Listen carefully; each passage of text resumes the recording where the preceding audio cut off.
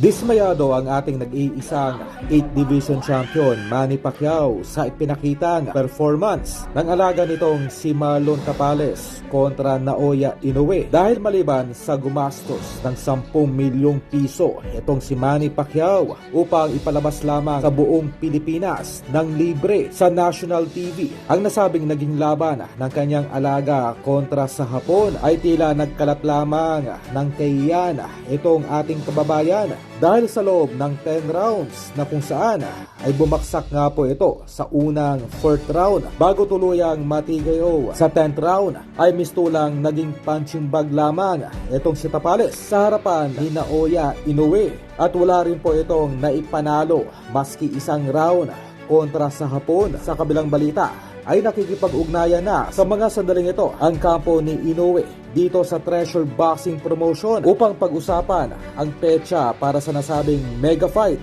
ng ating pambatong si Cuadro Alas kontra sa Hapon. Ganun pa man, mula sa ating nakuhang impormasyon ay hindi pa po nakakapirma ng contract extension itong si Casimero sa Treasure Boxing Promotion. Kaya magkakaalaman ngayong linggo kung mananatili pa rin sa nasabing promotion ang ating pambatong si Cuadro Alas.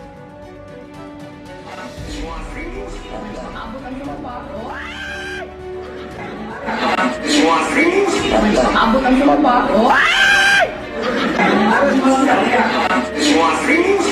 Abot ang sumpa. Naman, suportado lahat nating mga Pilipino na lumalaban.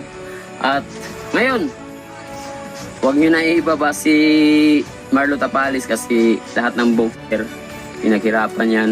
At alam ko naman, kahit manalo, matalo, may buzzer talaga. Hindi to, papalitan na nila.